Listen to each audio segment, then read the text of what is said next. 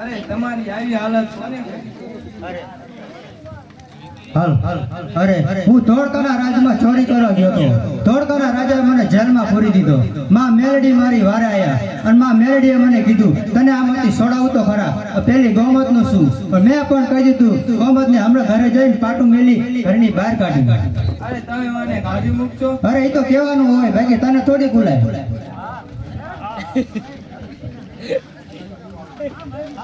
અરે બેટા જગમાલ, તે મને કહ્યું હતું કે તું ઘરે જઈ ગોમત ને ઘરની બહાર કાઢી મૂકી. માને દીધેલ વચનને તું ભૂલવા તૈયાર થયો છે. અરે માં ગૌમતના મોટા આમ તો જો ગૌમતને કેવી રીતે ભૂલાય?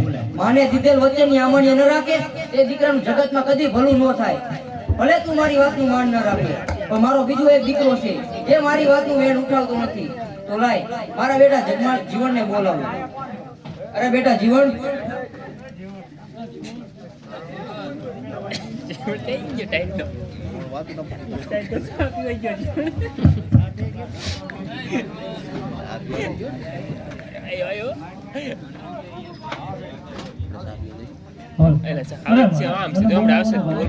અરે બેટા જીવન, આજે તારી માટે નિર્ણયની ઘડી આવી ગઈ છે.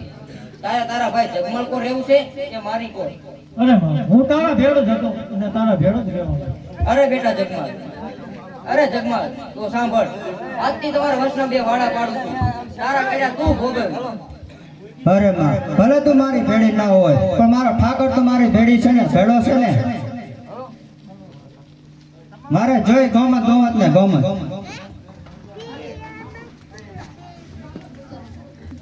પાદરમાં વંજારા પોઠું લઈને જાય છે તો મારે તેમને લૂંટવા જવું છે.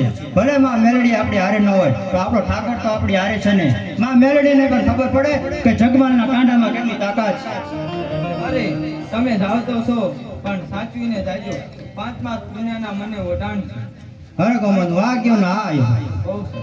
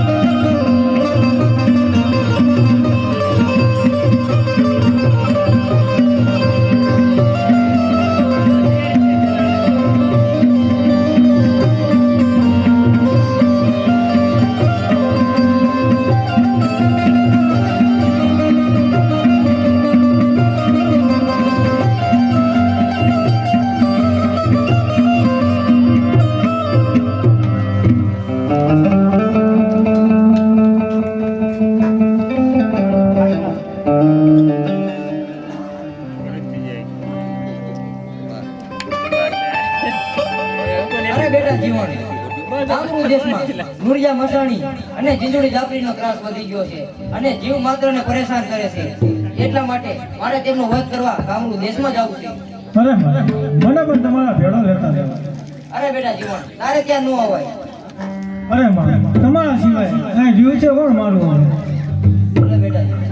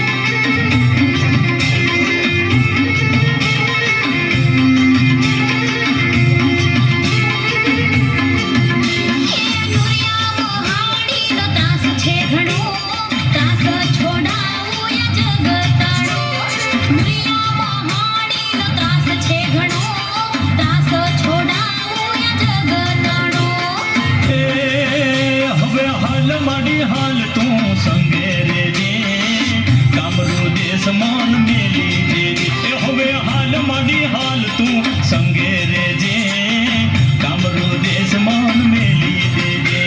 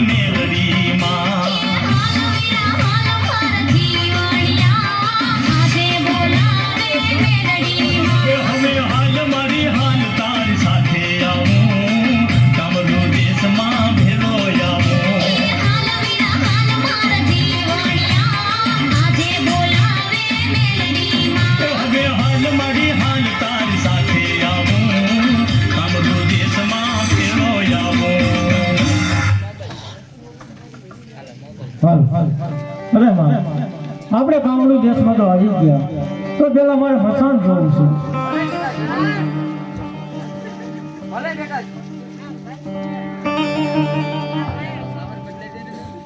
હાલો ભલે બેટા જીવન તારી ઉપર કોઈ સંકટ ના આવે એટલા અદ્રશ્ય રૂપમાં તારી સાથે છું.